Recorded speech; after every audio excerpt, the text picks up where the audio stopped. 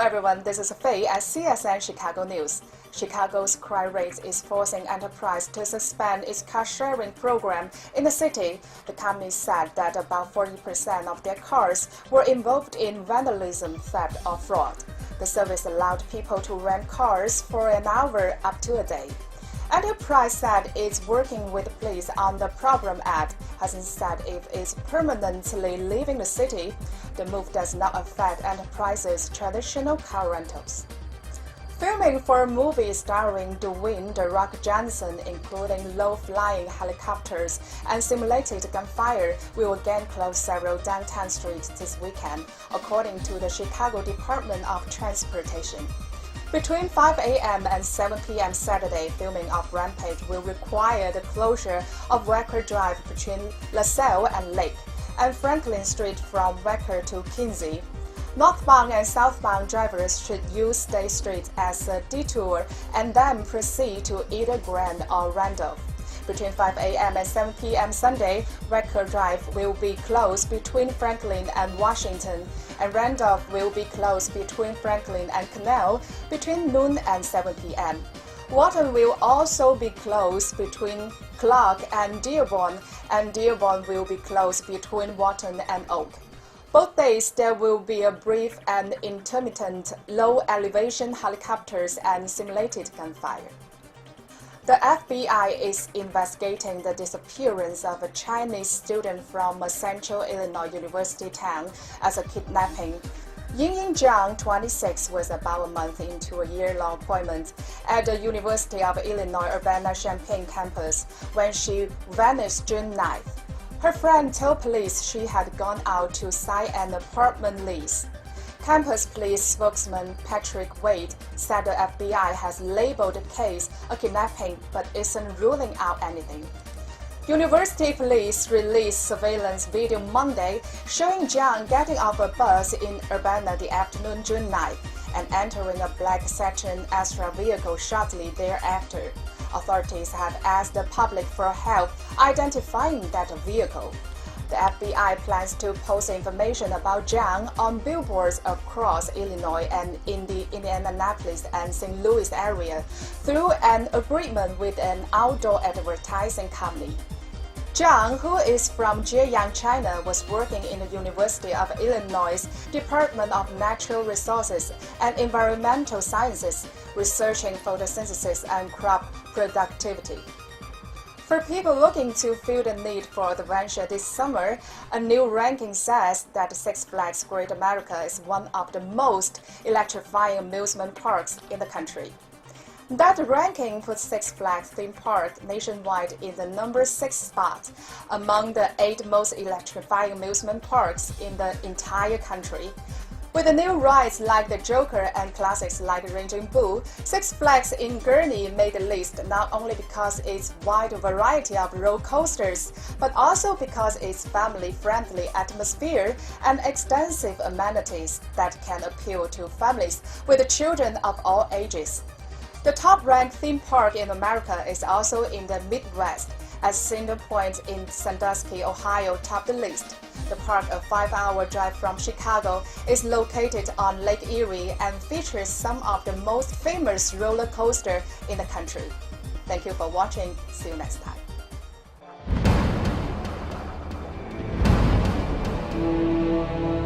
云天无际，承载梦想。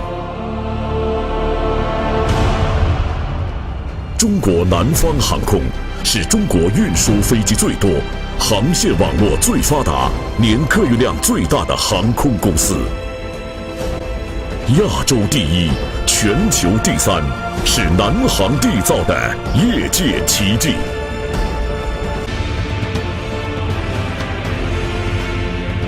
蓝天壮志情，云海谱华章。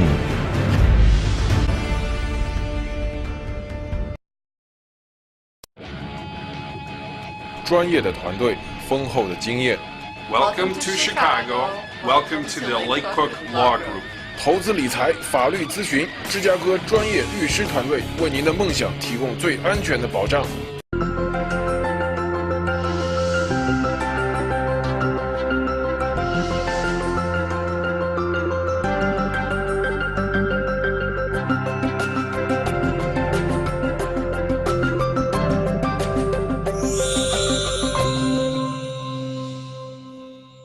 European Union is celebrating 30 years of its Erasmus student exchange program.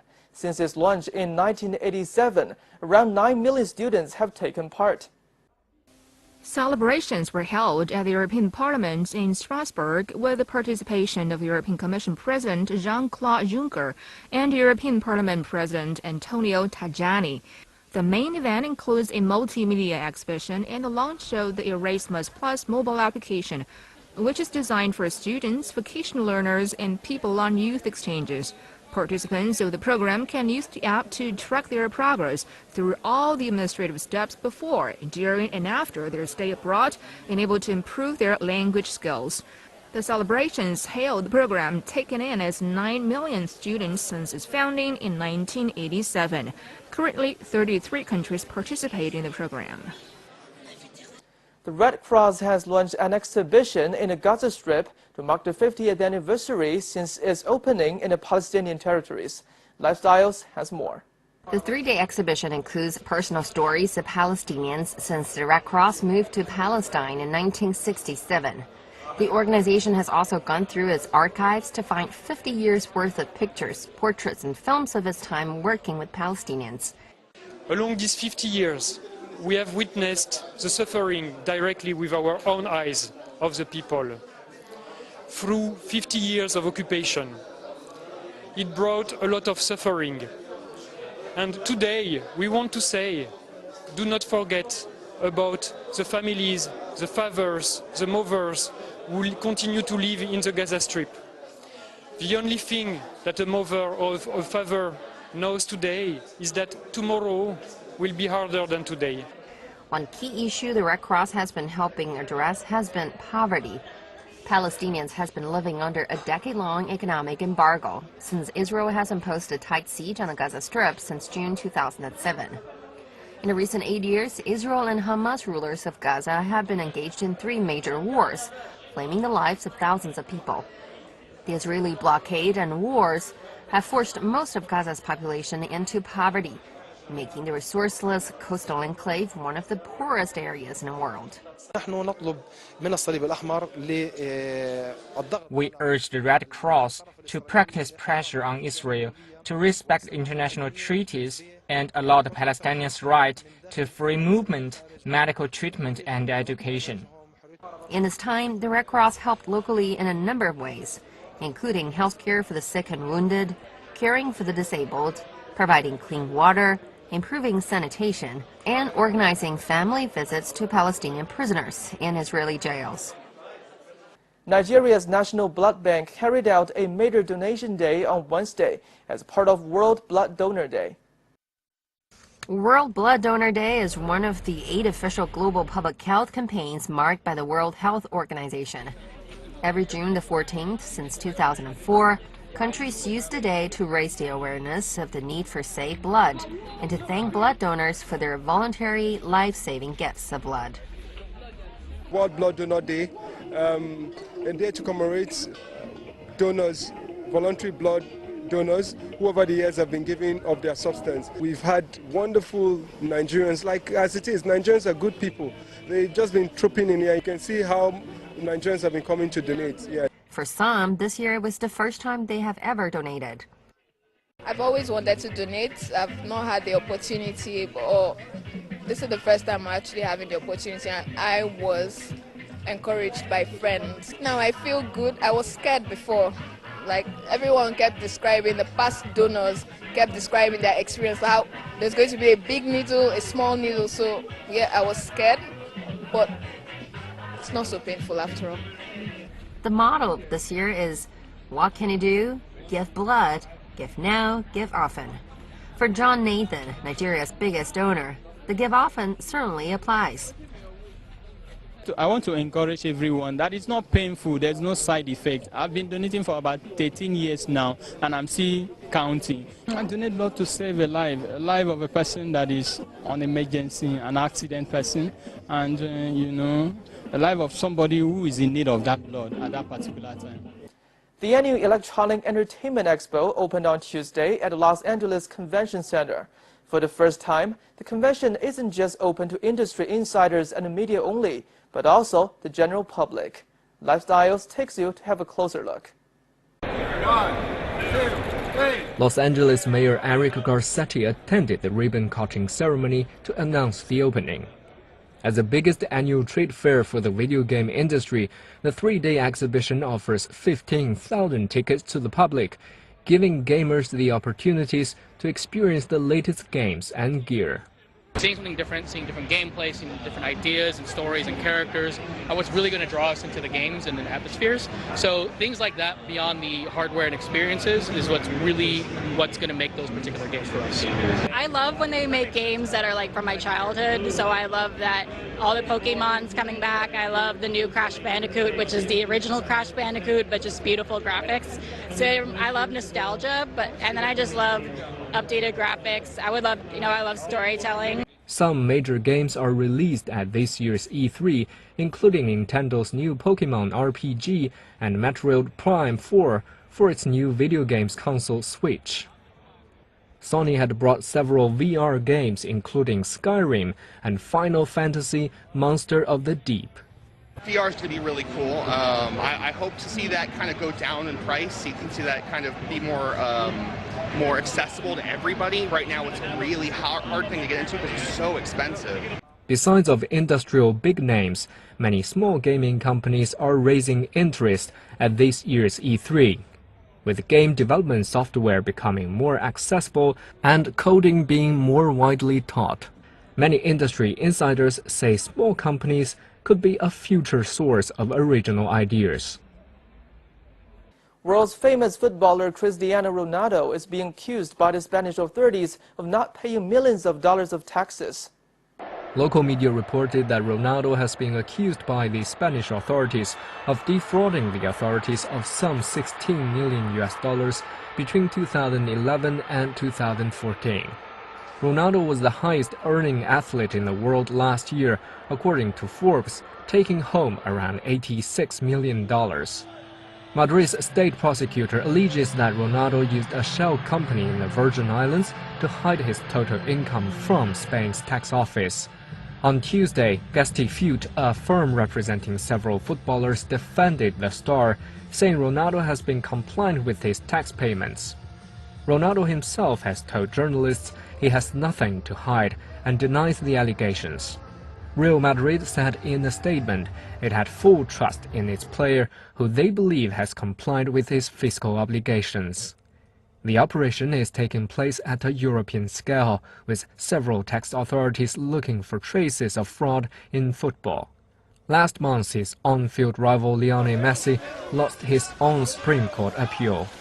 The court upheld a 21-month suspended sentence against the Barcelona star, saying he had defrauded the taxman by nearly $5 million and ruled he should pay a $2.2 million fine. Hristo Stoichkov is a legend in world football.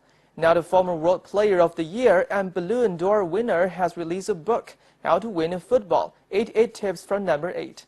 At a special presentation near the National Palace of Culture in Sofia, Stoichkov unveiled his new book. In front of hundreds of kids, he said it was important for the new generation to learn from previous great players and their years of experience. He said the book contains details of many of the footballing weapons he deployed to give him an edge during his career. And to show even at 51 years old, he still has the finisher's instinct, he taught the crowd some practical lessons on how to score the perfect penalty. Stoichkov is considered by many to be Bulgaria's greatest player of all time. Wearing his iconic number 8 jersey, he scored 118 goals for Johan Cruyff's Barcelona Dream Team in the 1990s. Climbing the world's tallest peak, Mount Kumulama, puts people on top of the world, and few have done it once. We sat down with one, though, who has reached the top 12 times, including twice in just 3 days. At nearly 9,000 meters high, Mount Chumalam remains a dangerous place. 5 people this year alone have died trying to reach the top. Only a few thousand have ever done it, but 28-year-old Furba Tenzin Sherpa from Nepal is one of them. He's reached the 12 summits in total, the youngest man in the world to do so that many times. Ferber has 4 records in his name in a 10-year-long Chumalama journey. This year, he created a new record by scaling Chumalama twice within just 3 days. My first summit was on May the 21st. The weather was not so good this season. It was too windy and snowy. A Sherpa from our team got ill, so I made a second summit with my clients on May the 23rd. The wind was too strong that day as well. Born in a remote village of Dalaka district close to the mountain, Ferber grew up in Chumalama's shadow. After giving up formal education, he began mountaineering by working as a porter guide in the Himalayan region. After climbing Yala Peak in 2004, his real mountain journey started in 2007 when he climbed the world's tallest for the first time. In 2016, he climbed it again with the slogan, "We will rise," to spread positive message about quake-ravaged Nepal. In the last 10 years, many things changed in the country, but for Ferber, his love and devotion towards mountain is still the same. There are many differences in mountaineering within the last decade. In the past years, the weather used to be fine with less wind speed. These days, it's too windy and snowy. There are fewer glaciers. There are more stones on the way, which often create troubles. It's risky too, but mountaineering is in my blood. Ferber and his brother run an expedition company, Dreamer's Destination, which has been carrying out successful expeditions every year. He wants to expand his business and, of course, continue climbing mountains. The traditional Shanghai Chinese Orchestra held an exquisite concert with traditional Chinese musical instruments in Grace's Piraeus. The event was to mark the 45th anniversary of China-Grace diplomatic relations this year.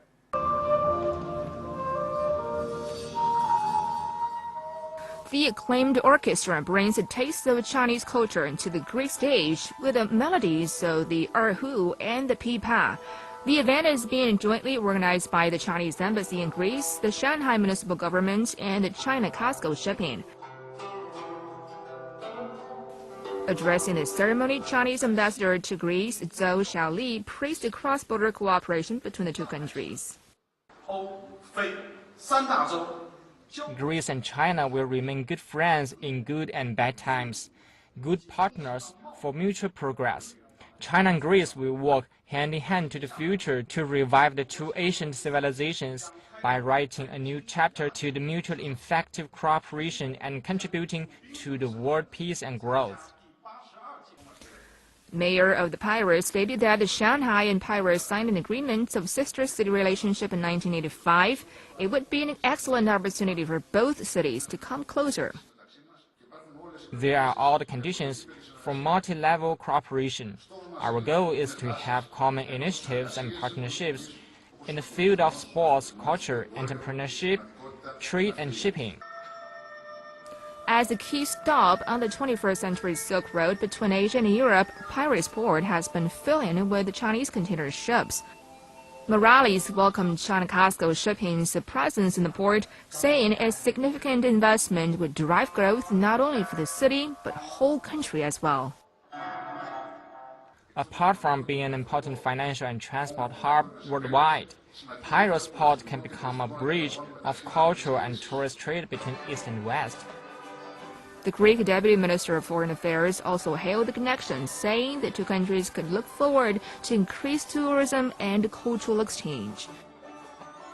Our citizens travel and get to know our countries.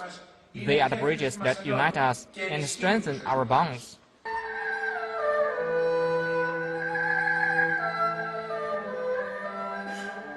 The concert also provided the audience a feast of visual aesthetics with Chinese features like calligraphy, Kunchu opera, and Chinese dance.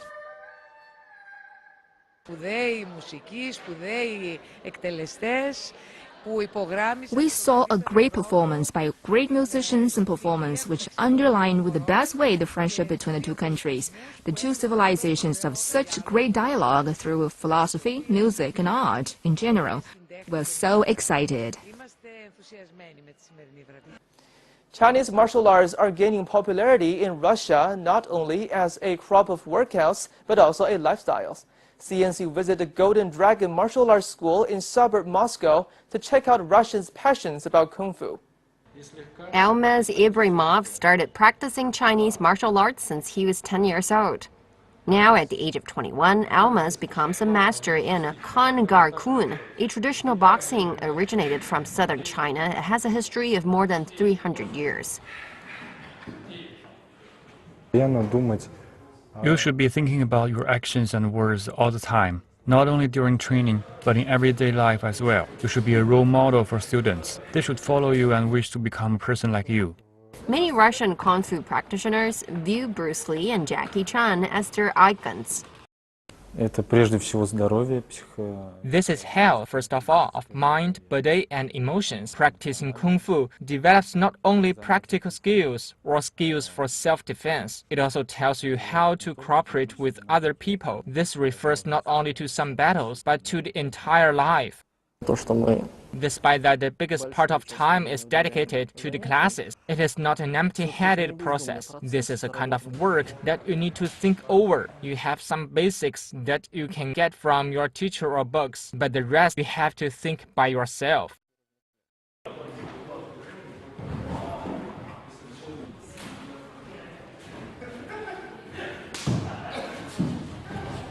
Ekaterina Koyablova is a Tai Chi lover. She said Tai Chi is not only a workout for her, but also a life philosophy. Age has nothing to do with Tai Chi. Not like some other sports that you're not able to practice them when you're over 30 years old. You can practice Tai Chi even if you get old. When it comes to Chinese Kung Fu, people may think it is something exotic, especially to Russian culture. But when you start to practice, you will find it is something everyone needs. Some Kung Fu learners share their view on the exercise. Training here is much harder, but after taking the lessons, you feel that you can just take a knock by the roots and start waving it. It gives me self-confidence. We live a life full of stress. Through practicing Kung Fu, we can confront all the fears, stress, hardships, and problems. I want to protect myself through lots of practicing. When my father started to learn Kung Fu, he told me it is for self-defense. Then I decided to practice Kung Fu. Dozens of rare bronze incense burners dating from the Qing and Ming dynasties have gone on display in Canada for the summer. The private collections are making their first appearance in North America at a new polyculture gallery in Vancouver.